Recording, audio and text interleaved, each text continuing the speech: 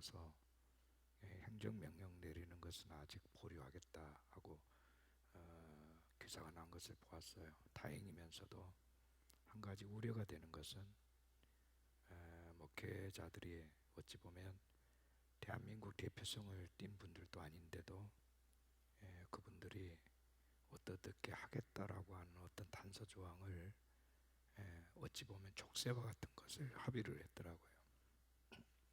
예를 들면 2m 이상 뛰어서 집회를 하겠다. 사람과 사람 사이. 큰 교회는, 밀집된 교회는 집회를 안 하겠다는 것에 동의한 거나 다름없어요. 여러분, 행정명령이라고 하는 것은 국가가 아주 비상시에 하는 것이 행정명령입니다. 요즘 학교들이 잠시 휴교를 하고 휴교령을 내리고 하는 것들은 국가가 통치하고 있는 공교육, 공기관에 대한 행정명령이죠. 근데 교회 예배를 막겠다라고 하는 것은 그거는 헌법이 보장하고 있는 헌법에 위배된 일입니다. 그래서 공고하는 사항이지 어떤 강요를 할 수가 없어요. 강제할 수가 없단 말이죠. 좀 보십시오. 여러분, 지금 불통적 다수인들이 모이는 것이 어디 교회뿐입니까? 백화점도 있고요, 영화관도 있고요, 시장터도 있습니다. 또 여러분 버스를 타거나 지하철을 탈 때에 사람들이 옆에 가까이 좀 붙을 수밖에 없는 그런 환경이죠. 그 모든 것 중지해야죠. 왜 유별나게 교회를 그렇게 교회가 그렇게 해야 되느냐 하는 것은 그는 논리의 비약입니다. 그것은 앞뒤가 맞지 않는 논리의 비약이죠. 그리고 교회에서 확진자가 나오면 폐쇄하겠다는 겁니다. 그죠? 그것은 다른 사람의 안전을 위해서 우리가 스스로 그런 부분은 하겠다. 확진자가 안 나왔는데도 마치 나올 것처럼 미리서 예단하고 그 집회를 막겠다라고 하는 것은 잘못된 거죠. 그건 논리의 비약이죠. 그래서 어느 교회에서는 온라인상으로 예배를 드리면서 큰 교회 사진을 이렇게 신문에 올렸더라고요.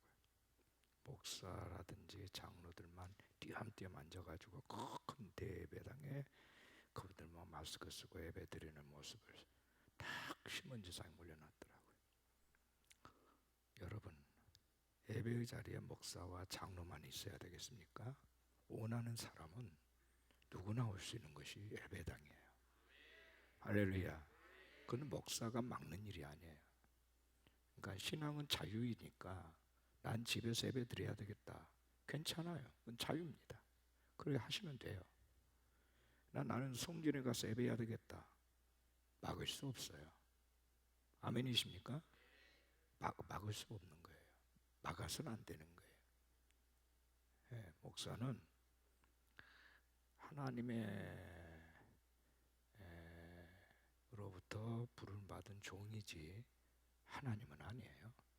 그죠? 신천지 집단이 왜 문제가 되는 겁니까? 지가 하나님이라는 거죠. 자기 말을 들어야 천국 간다는 거죠. 이게 문제예요. 그래서 정말 이 시대에 우리가 잘 분별을 해야 됩니다. 그리고 왜 그러냐고 묻거든 대답을 현명하게 하셔야 돼요. 아멘이십니까? 지혜롭게 하셔야 돼요. 여러분께 제가 부탁을 드립니다.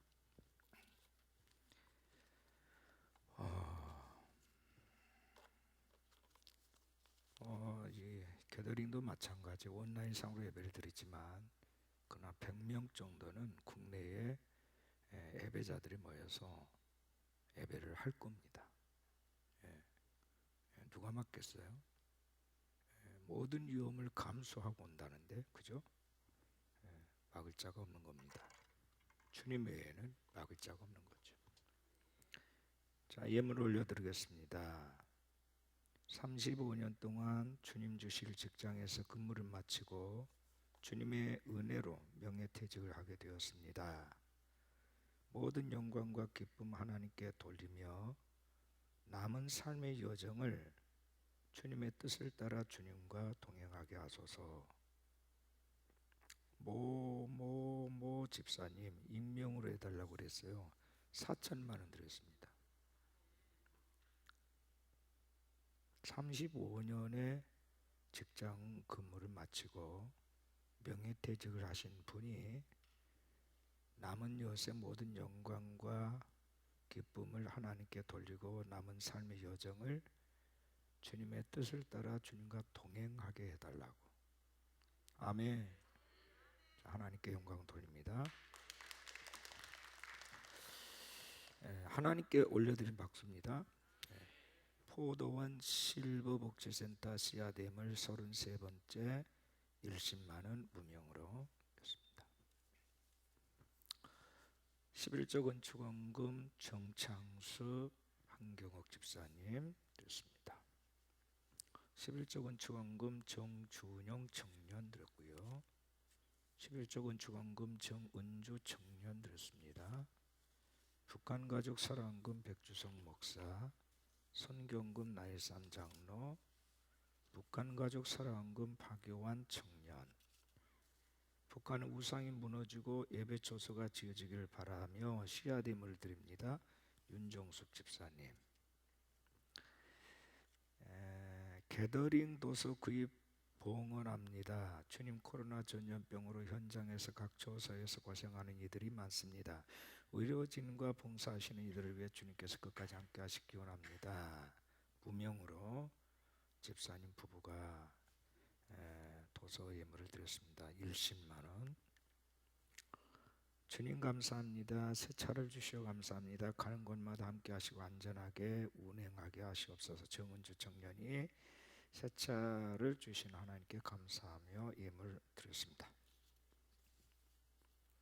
주 여호와께서 이 뼈들에게 이같이 말씀하시기를 내가 생기를 너에게 들어가게 하리니 너희가 살아나리라.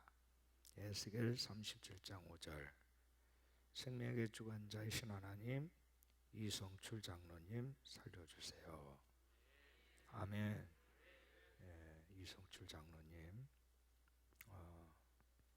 지금 의식이 정말 의학적으로는 지금 소생이 거의 불가능한 판정이 내렸지만 하나님의 궁휼하심을 기다리고 있습니다. 하나님께서 함께 해주시기를 원합니다. 감사한금 무명으로 드렸고요. 감사한금 장희자 권사님, 주일원금 11조 김가영 집사님, 11조 박성길 청년, 11조 오은숙 집사님 드렸습니다.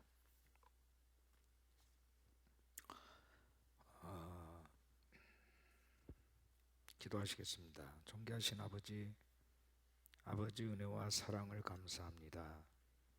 하나님께서 이 어려운 시국을 지나게 하시며 이 또한 지나갈 것임을 알지만 그럼에도 불구하고 많은 사람들이 두려워하고 무서워하고 공포에 떨고 있는 것은 전능하신 하나님 때문이 아니라 정말 우리에게 주어진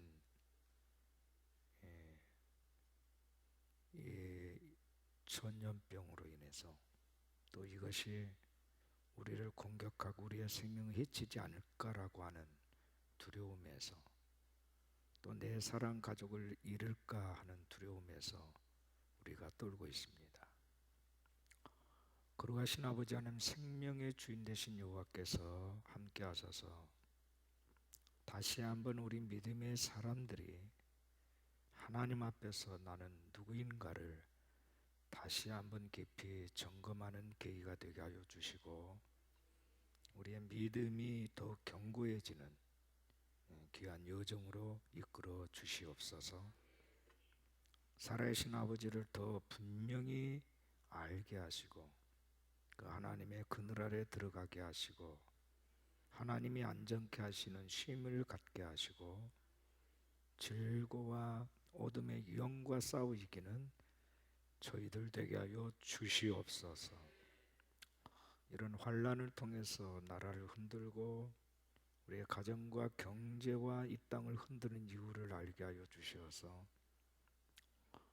정말 칠흑같이 깜깜한, 정말 한치 앞을 분간하기 힘든 불확실하고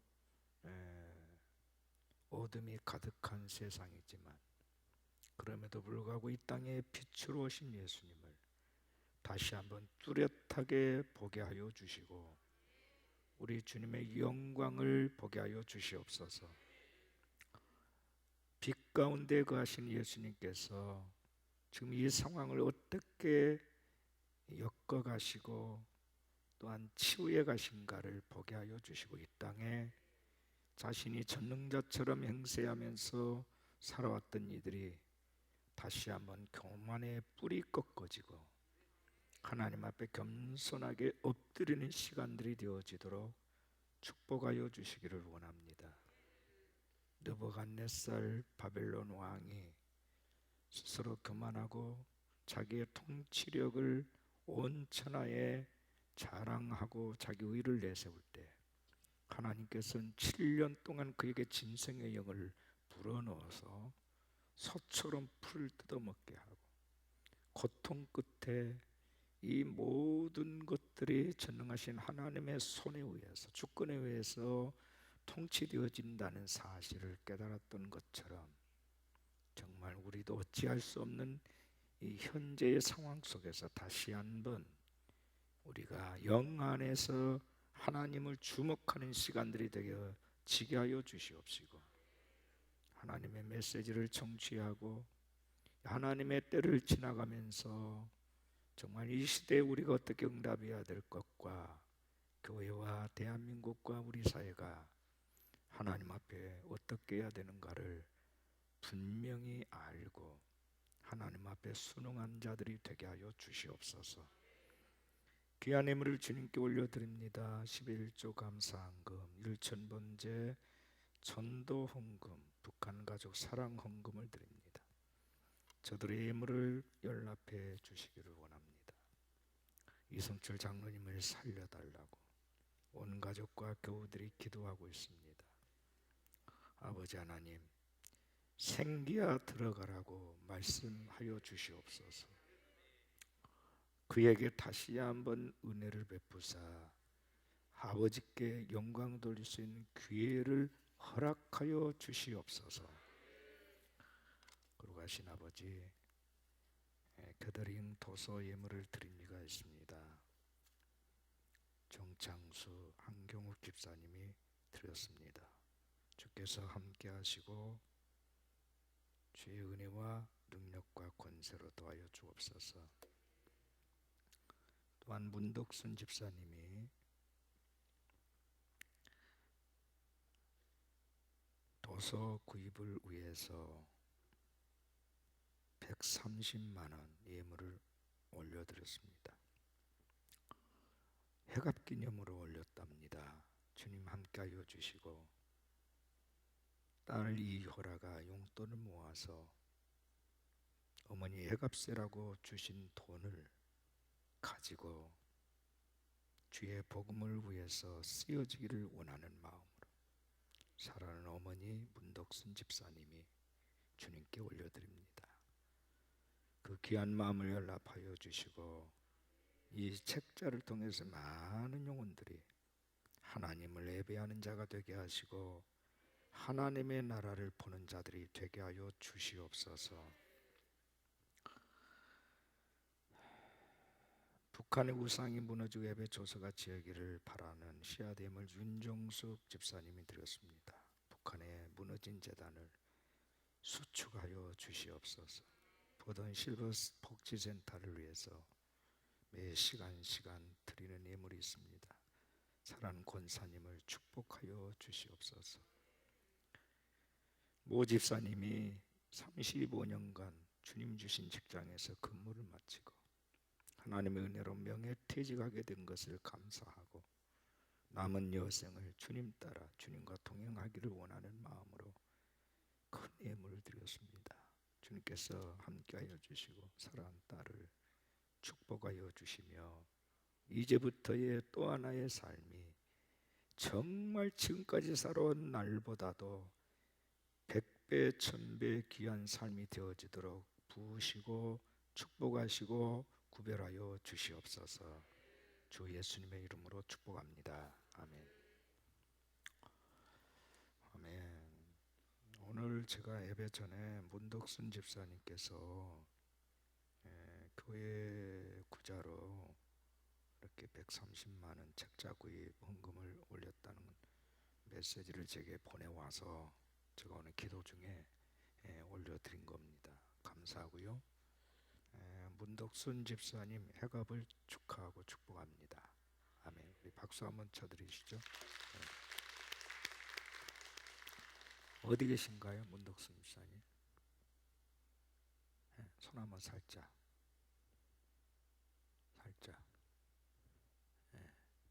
하여튼간에 뭐 그렇습니다. 저는 우리 교우들이 너무 참 자랑스러워요.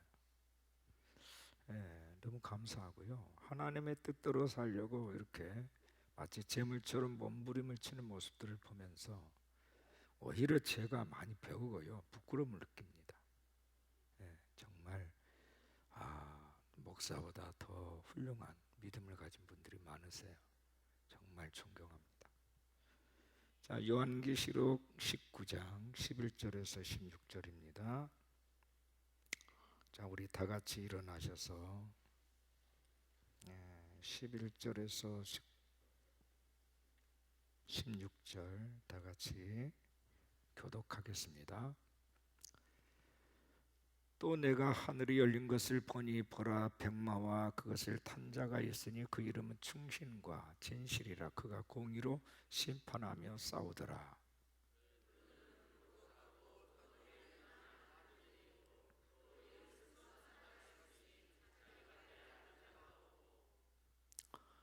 또 그가 피 뿌린 옷을 입었는데 그 이름은 하나님의 말씀이라 칭하더라.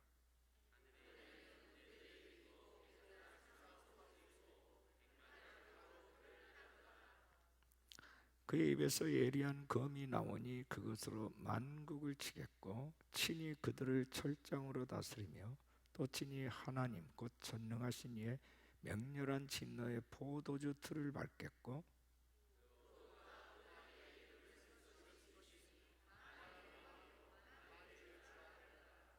아멘. 아멘.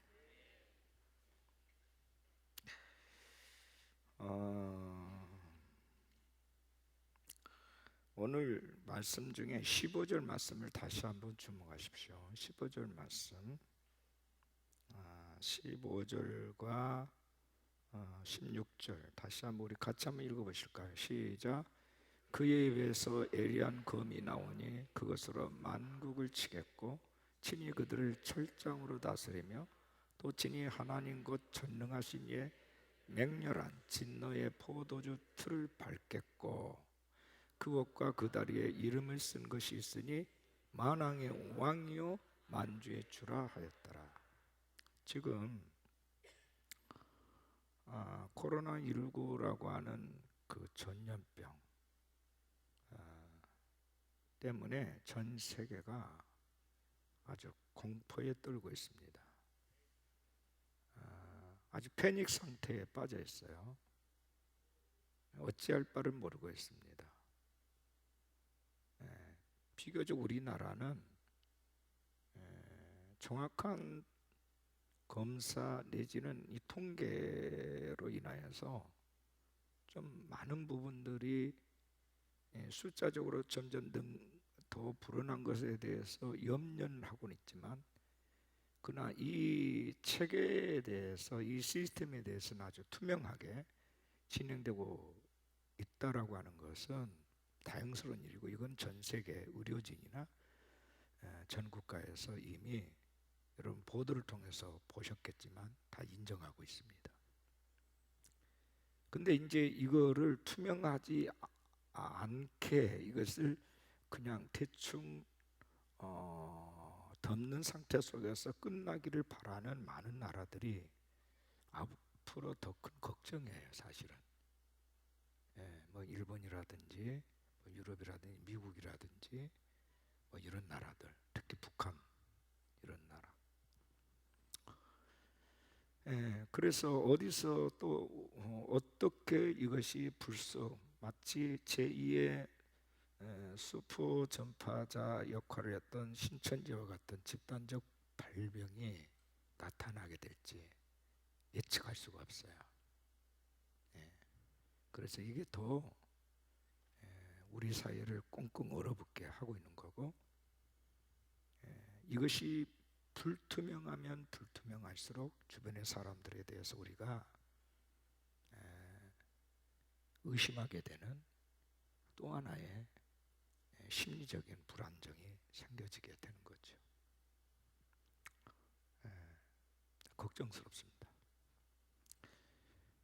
그럼에도 불구하고 이 문제를 만주의 주 만왕의 왕이신 하나님이 하고 계신다는 사실에 대해서 주목하는 사람 많지 않아요.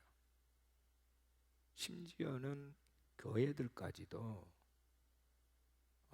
좀 이 부분에 대해서 좀 정확하게 그 하나님께서 왜 이런 전염병이라든지 기근이라든지 칼이라든지 이런 재앙을 허락하시는가에 대한 메시지, 그리고 또 그에 대한 하나님의 사람들이 어떻게 반응해야 될 것인지에 대해서는 물론 강단에서 말씀들을 하리라고 믿습니다만, 그러나 제가 많은 검색을 이렇게 해보지만 그것도 또한 수박의 거달기식이에요. 이것 또한 걱정스럽습니다. 그래서 이런 문제를 이런 때, 이 지나간 때에 어찌 보면 정말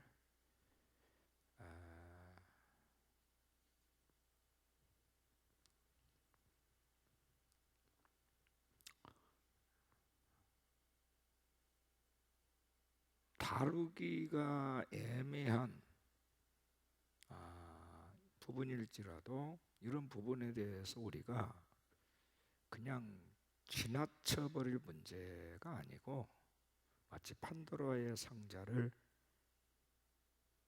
좀 열어보는 것도 좋겠다는 것이죠.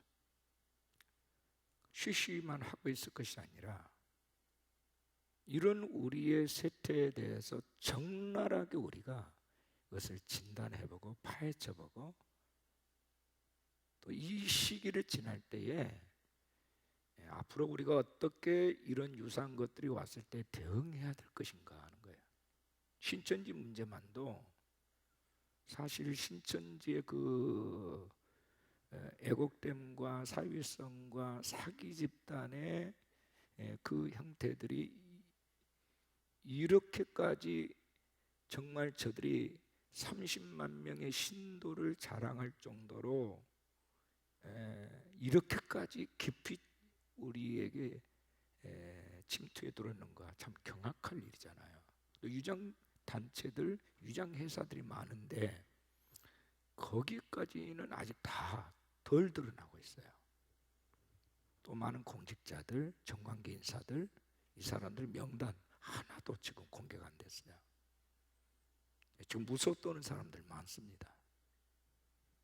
하나님께서 어디까지 파헤칠지 두고 볼 일이에요.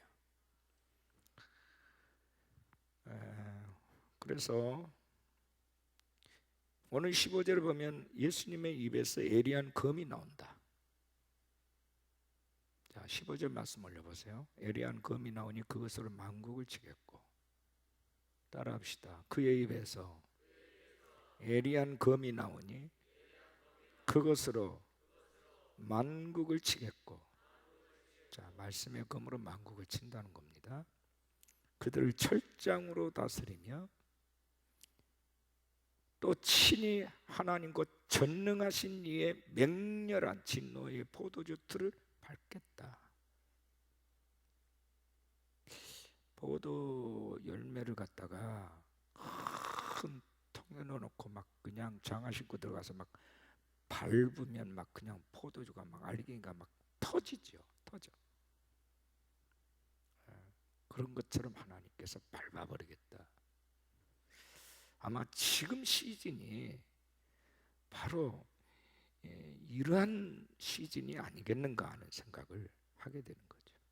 이사야 11장 4절 말씀을 보면 공의로 가난한 자를 심판하며 정직으로 세상의 겸손한 자를 판단할 것이며 그의 입에 막대기로 세상을 치며 그의 입술의 기운으로 악인을 죽이겠다.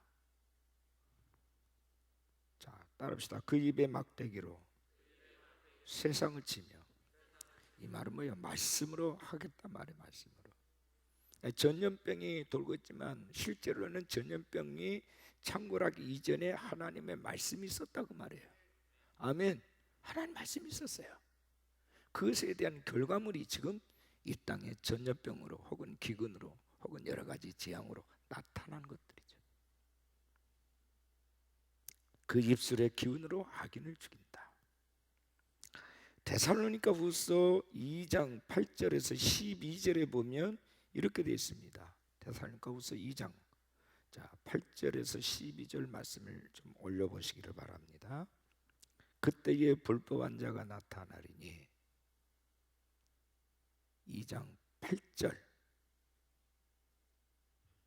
2장 8절 그때에 불법한 자가 나타나리니 주 예수께서 따릅시다. 그 입의 기운으로 그를 죽이시고, 자, 불법한 자들, 불법을 일으키는 자들, 불법의 우두머리들을 죽이시고 강림하여 나타나심으로 패하시리라. 자, 예수님의 강림은 두 가지로 옵니다. 하나는 영으로, 오순절날 성령으로 오셨어요. 그 다음에 이제 뭐요? 이제는 실제로 몸을 입고 오시는 재림주로 오십니다. 할렐루야. 재림하신 주님. 강림하여 나타나심으로 패하시리라. 9절을 보면 악한 자의 나타남은 사탄의 활동을 따라 모든 능력과 표적과 거짓 기적.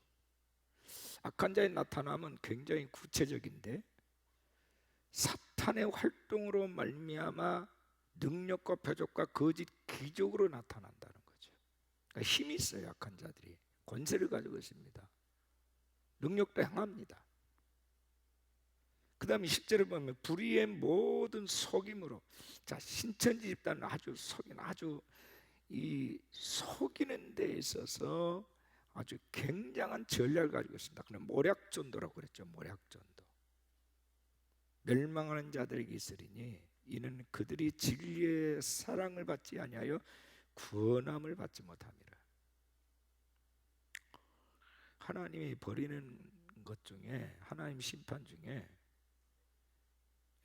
뭐가 있냐면 사탄을 붙여, 미혹의 영을 붙이는 거예요. 불법의 사람 붙여서 그 사람을 심판하는.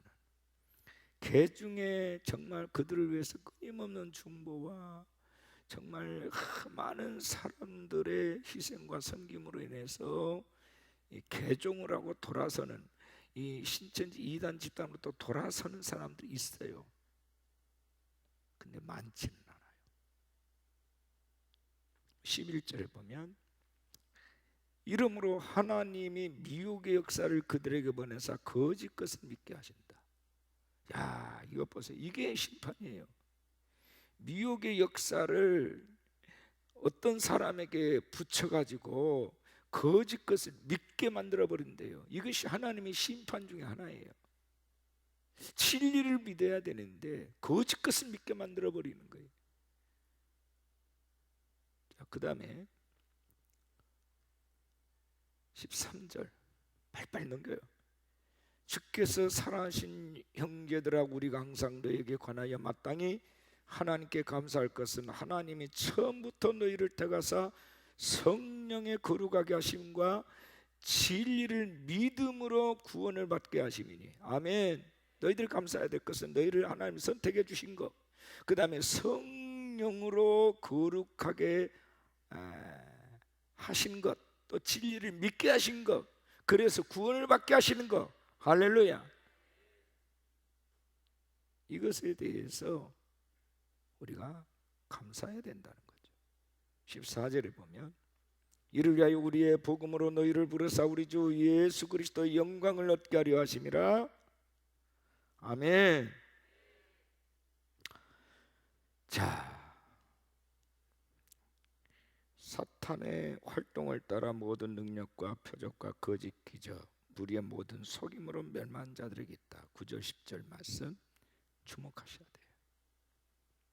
따라합시다. 지금이야말로 거짓 것을 믿게 하는 미혹의 영이 창궐한 때이다. 아멘. 자, 이 시간 제가 오늘 그 유튜브에 나온 제가 신문을 보다가 이 영상물을 봤는데 신천지에 있다가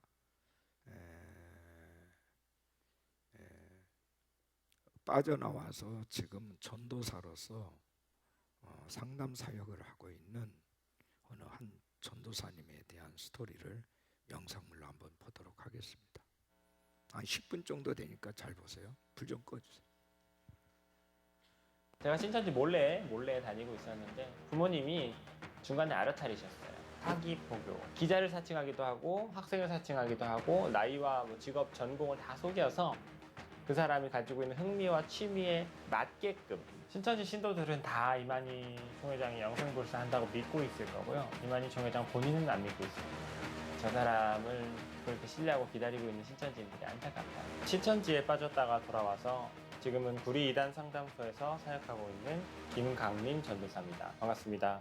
그 지인이 제가 군대를 제대했을 때 저를 신천지로 데려가려고 여러 가지 작전을 짰죠. 무슨 잡지 회사를 사칭해서 기자들이라 그러더라고요. 30분 정도만 연애관, 청년들의 스트레스 해결 이런 가볍고 쉬운 이야기 좀 해주시면 좋겠다 그러길래 제가 인터뷰를 했죠. 그때 같이 인터뷰하던 또 다른 대학생이 있었습니다. 그 대학생하고 이제 친해져서 그 대학생 통해서 어떤 이제 교수님을 소개받고 그 교수님과 우연치 않은 계기로 이제 여러 가지 상담도 받고 하면서 제가 이분을 거의 스승으로 모시게 됐죠. 그래서 그 교수님 통해서 나중에 이제 성경 공부로 들어가게 된 겁니다. 사실은 이 인터뷰하는 기자들과 옆 자리에 앉은 대학생까지 다 신천지였고 몰랐던 거죠. 신천지 포교 방식은 이제 다른 이단과는 차별화된 독특한 방식이 두 가지가 있는데요. 첫 번째는 사기 포교라고 불리는 본인들이 신천지라는 사실을 숨기고 전도하는 방식이고요. 사람들이 신천지에 빠지려면 적어도 한 6, 7개월 정도 성경 공부를 해야 되거든요. 근데 그 성경 공부 과정 동안 여기가 신천지라는 사실을 모른다는 겁니다. 일단 데려와서 좋은 교회 기관인 것처럼 일단 공부를 시키고 나중에 이 사람이 여기에 빠지고 세뇌가 되고 여기에 중독이 된 다음에야 신천지라는 걸 알려주는 거죠. 두 번째로는 맞춤형 전도라고 이제 전도 대상자의 상황과 여러 가지 전공, 취미, 고민 이런 여러 가지 여건에 맞추어서 신천지인들이 모든 아이템과 인물을 준비해 가는 겁니다. 예를 들자면 어떤 사람이 영어 공부를 하고 싶어서 저 영어 공부하고 싶어요 이런 말을 했어요. 그러면 신천지가 그걸 알고 만약 그 사람이 대학생이라면 그 대학생이 다니고 있는 대학교에 다니고 있는 신천지인들에게 연락을 해서 그 대학교 내부에 영어 동아리를 만들게 합니다. 그래서 이 대학생을 데려와서 영어 공부를 함께 하고 인간관계를 맺은 다음 이제 그 다음에 성경 공부도 하고 신천지 빠지게 하는데요. 그 사람의 주변 인간관계를 신천지인으로 메꿔버리고 기자를 사칭하기도 하고 학생을 사칭하기도 하고 나이와 직업, 전공을 다 속여서 그 사람이 가지고 있는 흥미와 취미에 맞게끔 맞춤형으로 그 사람에게 접근하는 거죠. 처음 2개월은 비유풀이라고 불리는 그 신천지식 성경관을 배웁니다. 이제 사실은 잘못된 방식의 성경 해석인데 훈련받지 않은 전문가가 아닌 일반인 분들이 배우면은 이게 이단 교리다 이렇게 느껴지지는 어려운 그냥 재미있는 교리예요. 몇 달 전부터 머리에 박힐 정도로 비유풀이를 공부한 사람들이 그거를 토대로 해석한 요한계시록을 딱 들으면 이 요한계시록에 이런 비밀이 숨겨져 있었다니 너무너무 신기하고 놀랍다 라고 느끼면서 바로 여기서 신천지에 대한 신앙심이 생기게 돼요. 징검다리 역할을 하는 비유풀이를 먼저 가르쳐서 배우는 사람들이 쾌감을 느끼게 하는 방식이죠. 또 시스템적으로는 센터에 있는 인원 절반이 신천지 연기자들이 투입되어 있는 상황입니다. 이 사람들은 이 7개월의 센터 과정을 옛날에 이미 졸업하고 신천지 한번 들어갔던 사람들인데 다시 여기 들어와서 이 센터에서 이걸 처음 듣는 연기를 펼치는 거죠. 그래서 옆 사람한테 바람 넣고 옆 사람 칭찬하고 또 같이 울면서 기도해주고 같이 MT도 다니고 자장면도 시켜 먹고 레크레이션하고 이러면서 그 분위기를 정말 화기애애하게 만들고 그렇게 한 3, 4개월만 공부해도 여기 빠진 사람들이 이거 정말 좋은 기관이구나, 이거 정말 좋은 사람들이고 내가 정말 인생에 다시 없을 좋은 기회를 잡았구나, 성경에 대해서 내가 잘 배울 수 있게 되겠구나. 비교를 해보면 엉망진창입니다. 신천지 교리가 완전히 엉망진창이고요. 교리 비교 때문에 사람들이 빠진다는 게 무슨 말씀이냐면 그동안 체계적인 어떤 성경관, 조직신학적인 성경 교리를 교회 다니는 사람들이 제대로 배워보지를 않았을 거예요. 교회를 안 다닌 사람들은 더욱 모르겠죠, 성경에 대해서. 본인도 신천지인 줄 모르고 다닐 때에는 이제 숨기고자 하는 의도는 없었을 테지만 신천지에서 요구합니다. 지금 이 동아리가 준비하고 있는 프로젝트가 아직 비밀리에 진행되는 프로젝트라 지금 이 빌려서 진행하고 있는 이 건물이 계약 문제가 좀 있어서 어디 가서 말하면 우리가 건물을 새로 구해야 된다.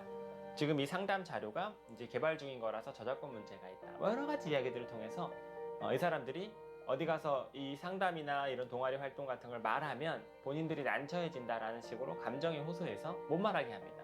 그러면 이 마음씨 착한 사람들은 또 이 사람들 난처해질까봐 당분간이니까 이런 모임이나 이런 간단한 어떤 상담 같은 걸 하는 것을 어디 가서 말하지 않고 그걸 다니기 시작하는 거예요. 그게 이제 시작입니다. 그러다가 어느 순간 이제 나중에 가서 신천지인 걸 알게 되겠죠. 그때부터는 신천지에서 그냥 대놓고 교육을 합니다. 신천지 다닌다는 걸 외부에 말하지 말라. 가족들이나 주변 지인들이 막을 테고 그럼 신천지에서의 신앙생활이 어려워질 테니까 말하지 말라 라고 이제 교육을 받는 거죠. 가족들의 도움이 있었기 때문에 나온 겁니다. 가족들이 도와주시지 않았다면 여전히 거기 있었겠죠. 제가 신천지 몰래 다니고 있었는데 부모님이 중간에 알아차리셨어요. 그래서 이단 상담소를 통해서만 이 자녀를 꺼낼 수 있다는 걸 아시고 저를 정말 이제 온 힘을 다해서 설득하셨죠.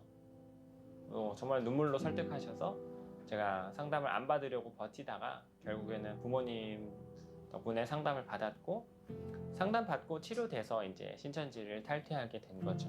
신천지가 어디서 시작됐는가, 이게 왜 사기인가 이런 것들을 증빙하는 자료들을 토대로 그냥 일반적인 상담과 같이 교육을 한 다음에 본인이 선택하게 해요. 그럼 대부분 정상적인 사람이라면 90% 이상의 사람들은 신천지가 사기라는 걸 깨달아요. 저 같은 경우는 이만희 신천지 교주가 선대 여러 교주들 밑을 전전하면서 이제 그 교리들을 공부했다는 사실을 몰랐고 거기서 배웠던 교리들을 토대로 신천지를 만든 걸 몰랐습니다. 그래서 그 전대 교주들의 교재들 그런 것들을 보면서 완전히 신천지 교리와 유사한 걸 보면서 이게 그냥 사기판이었구나 라는 걸 알았을 때 저는 충격이 굉장히 심했고요. 지인이나 가족이 신천지 빠진 거 알았을 때 가장 먼저 중요한 행동 강령은 티를 내지 말아야 돼요. 티를 내면 이 사람이 생각보다 예민하게 반응할 수 있습니다. 심한 경우 가출하거나 아니면 정말 심한 반응들을 보이기도 하기 때문에 티 내지 마시고 먼저 상담소로 가족분들이 연락을 주시는 게 중요하죠.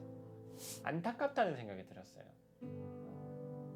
신천지인들이 저 사람을 그렇게 신뢰하고 기다리고 있는 신천지인들이 안타깝다. 이만희 총회장이 생각보다 지혜롭지 못하고 좀 보필이 필요한 사람이라는 걸 온 국민이 알게 됐구나 라는 생각이 들었습니다. 신천지 신도들은 다 이만희 총회장이 영생불사한다고 믿고 있을 거고요. 이만희 총회장 본인은 안 믿고 있을 겁니다. 그 정도 영업 기밀을 드러내기까지 신천지도 사실은 진퇴양난의 상황이었을 겁니다. 정말 신천지가 외부로 노출하기 싫어하는 정보를 내놨거든요.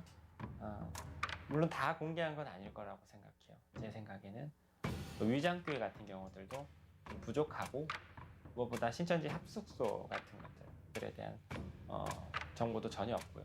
또 명단 면에 있어도 아마 저명 인사나 고위직들 신천지라는 사실이 드러나면 사회적으로 좀 문제가 되는 경우들은 제 생각에 아마 좀 누락시키고 명단을 제출했을 확률이 높고요. 이 사태로 정부와 국민분들이 모두 이제 아픔을 겪는 건 안타깝지만 또 이런 음지에 있던 사이비 집단이 양지로 이제 올라오게 된 건, 모두의 관심을 받게 된 건 그나마 다행이라고 생각하고요. 상담 요청이 이제 많이 들어오기 시작했어요. 이전보다 한 10배 이상. 근데 문제는 저희가 당장 신천지인을 상담할 수 없게 됐다 보니까 코로나 때문에 이제 상담을 쉬고 있는 거죠. 저희가 일시적으로 전화 상담밖에 저희가 못 해드리고 있는데 오히려 상담을 더 많이 들어오고 있다 보니까 아예 그 제대로 답변을 못 해드리고 있는 지경까지 와버려서 핵심적인 몇 가지 답변들은 그냥 유튜브 영상으로 업로드를 해서 많은 분들이 효율적으로 좀 답변을 얻을 수 있도록 도와드려야겠다라는 취지가 제일 강했고요. 이번 사태로 사이비 종교에 대한 일반인 분들, 종교가 없는 분들의 관심이 커졌어요. 그러니까 그런 분들을 위한 좀 짧은 영상이라도 유튜브라도 어떤 예방할 수 있는 기회가 필요하다라는 판단하에 개설한 거죠. 많은 사람들이 이단이나 사이비에 대해서 떠올리면 뭔가 허무맹랑한 걸 가르칠 것이다. 들어가자마자 교주가 보일 것이다. 라는 생각에 방심하고 있습니다.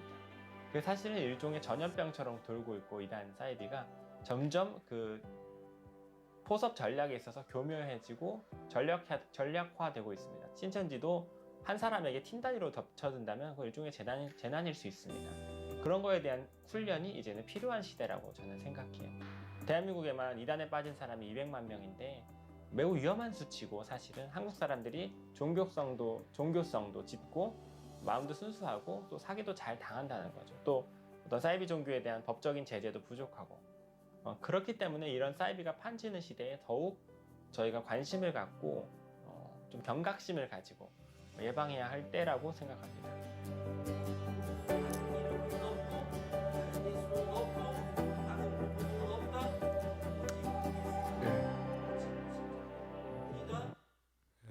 어때요? 도움이 되셨나요?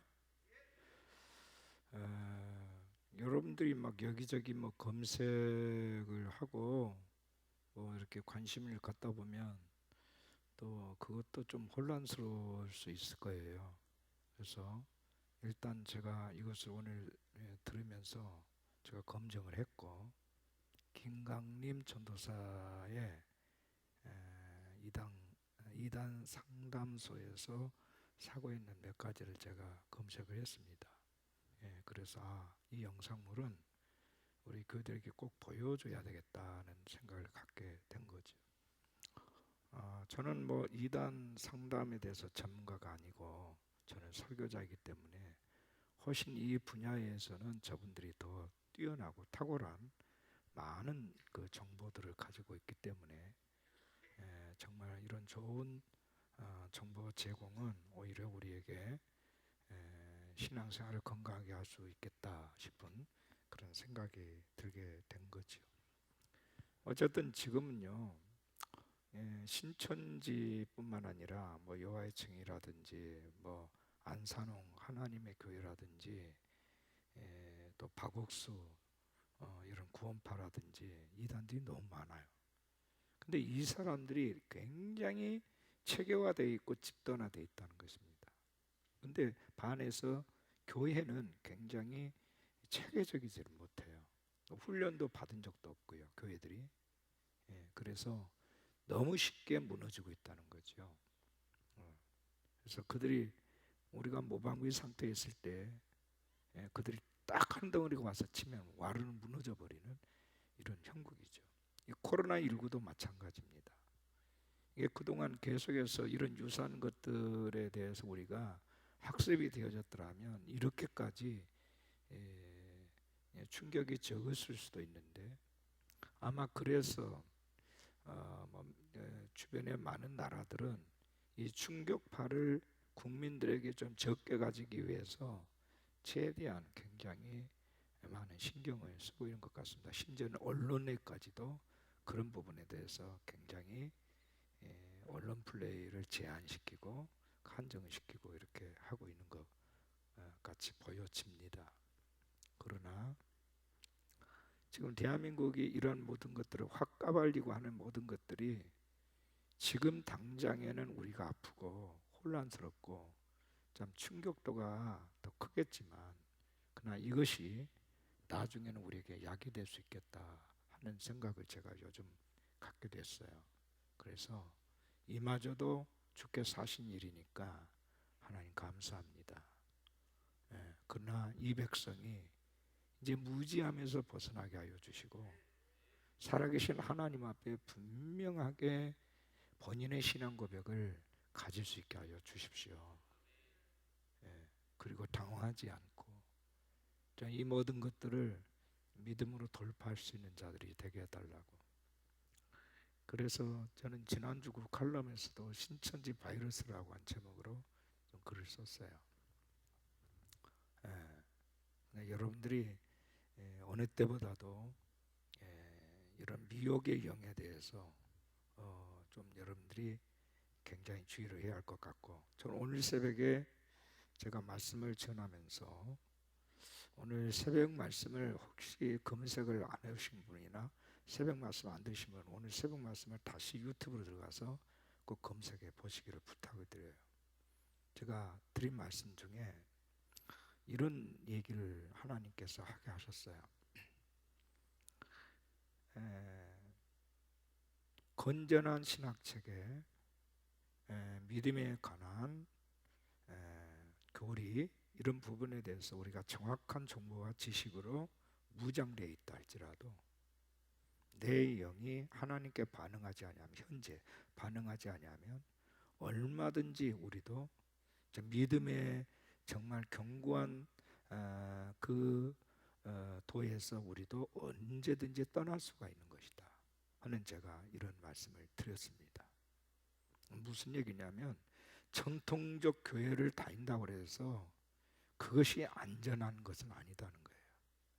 자, 사탄은요, 할 수만 있으면 택한 자라도 우는 사자처럼 그 영혼을 집어삼키기 위해서 집요하게 공격하고 물고 늘어지기 때문에 정말 우리가 지금 이 시대야말로 깨어 있어야 될 때고, 정말 이 믿음에 있어서 믿음이라고 하는 것은 하나님과 같이 걸어가는 건데, 동행하는 거고, 그것은 미래도 아니고 과거에 대한 것도 아니고 현재, 과거도 현재고 미래도 현재인데 현재를 계속해서 살아가는 것이 믿음인데, 하나님의 역사의 실제화 속에 들어가는 것이 믿음인데, 우리가 그게 없다면 우리는 전통적 교회를 다니는 교인이라 할지라도 정말 하나님이 너는 믿음이 없는 자다, 하나님이 막 흔들어 대실 때 우리의 믿음도 위태로울 수 있고 얼마든지 바닥을 칠 수도 있고 많은 사람 믿음에서 떠나 미혹의 영에 빠질 수도 있는 거다. 그러니까 우리가 건전한 생각을 가지고 있는 게 중요한 게 아니라 믿음의 행보를 하는 것이 더 중요하다 하는 거예요. 아멘이십니까? 믿음의 액션을 우리가 가지고 사는 것이 더 중요하다 하는 거예요. 나의 하나님에 대한 고백뿐만 아니라 그 하나님이 나를 이끌어 가신 대로 그 여정을 그분과 같이 걸어가는 거예요. 그것만이 믿음이에요. 그게 할 수 없다면 그건 믿음이 아니거든요.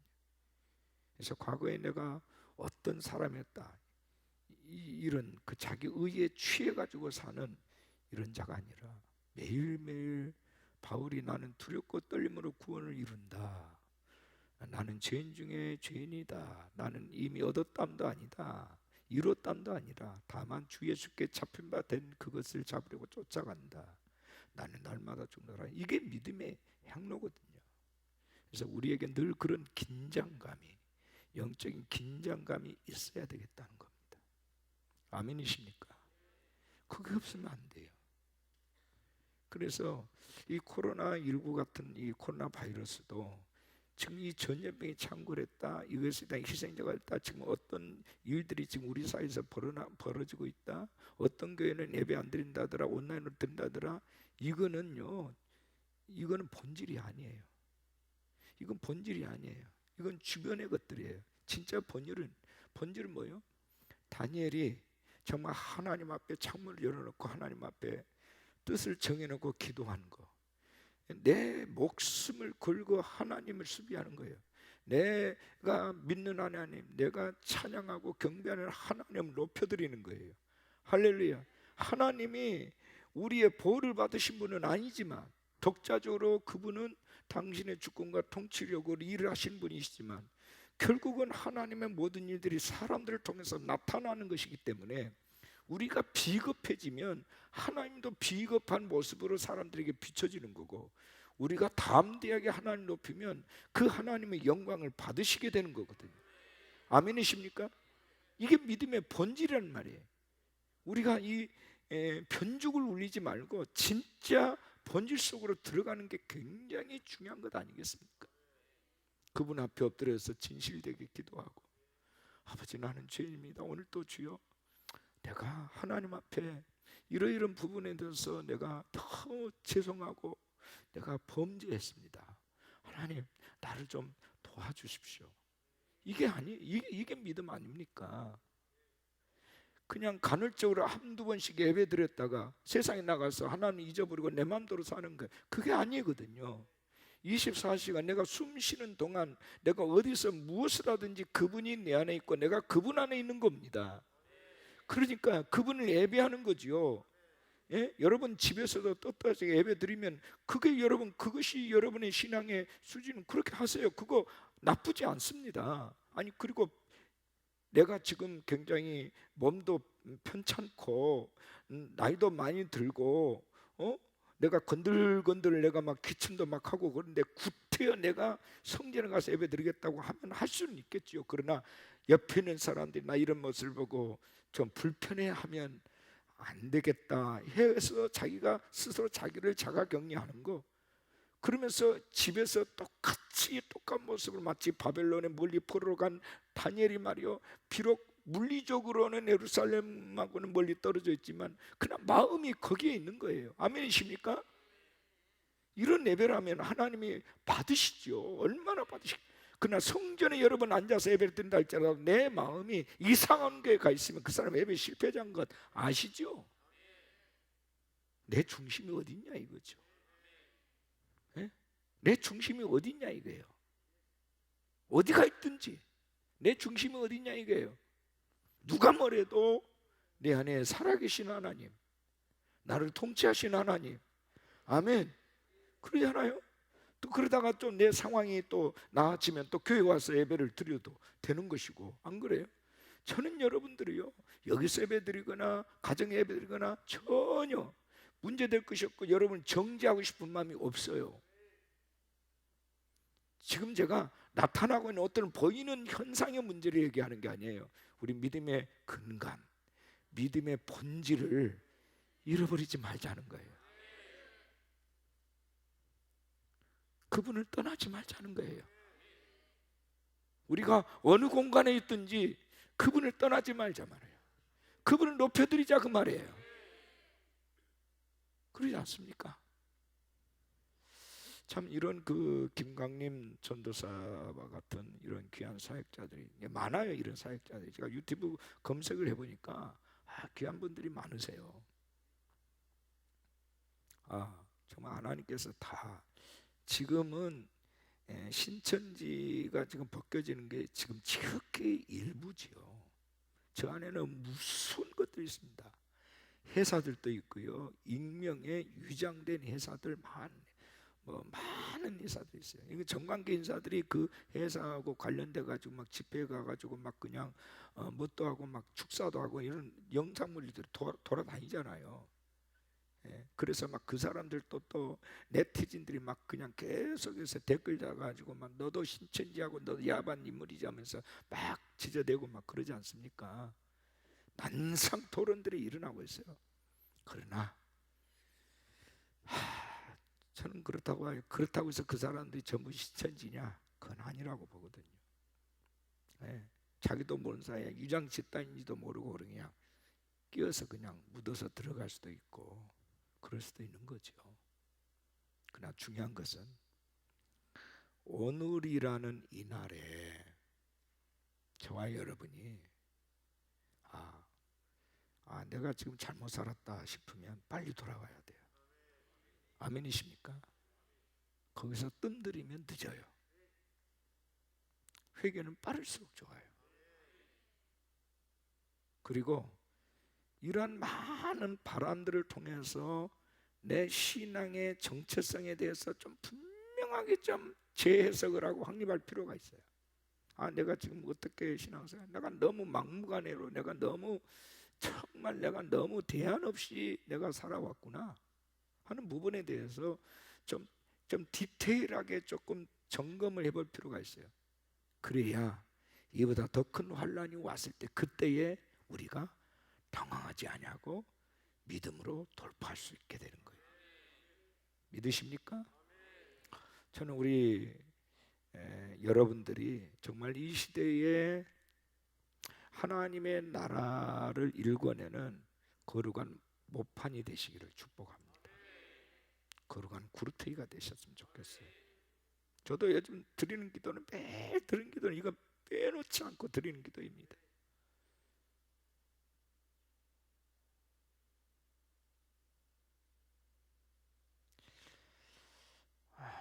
그래서 지금부터 많은 질문을 스스로 해보시고 그 답안을 여러분들이 좀 쓰셔가지고 가슴에다가 좀 새겨놓고 기도를 하셔야 돼요.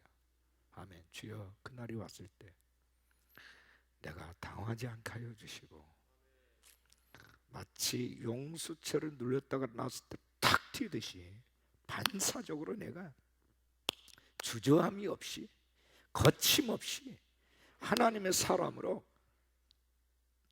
점핑하게 하여 주십시오. 기도하셔야 됩니다. 아멘이십니까? 지금은 그런 시즌이에요. 지금 추수의 때라고 그러지 않습니까? 하나님께서 흔들어대는 것은 이 환란이라는 것은 트리블레이션 이렇게 막 흔들어대는 도끼질해가지고 바람에다 이렇게 바람 있는 곳에 키지르는 것 그런 말이에요. 그런 단에 키지르는 거예요. 알고 보면 거기에 떨어지고 쭉정이는 다 날아가 버리는 거죠. 그러니까 훅 불어버리면 날아가는 거예요. 그래서 나는 알곡인가 쭉정인가 다시 한번 점검하는 저와 여러분이 되셨으면 합니다. 미혹의 영을 주의하십시오. 할렐루야. 철장 권세를 가지고 오신 주님께서 입에서 예리한 검이 나와서 말씀 한마디로 정말 놀라운 심판의 칼을 휘두르신 분이십니다. 주님의 말씀이 있는 곳에 천군 천사들이 움직여요. 그리고 여호와의 칼을 들고 심판할 것입니다. 아멘. 그날에 여러분 이기는 자, 승리자가 되어지시기를 축원합니다. 할렐루야. 자, 오늘 말씀 여기까지입니다. 오늘 말씀을 들고 우리 간절히 기도하시다가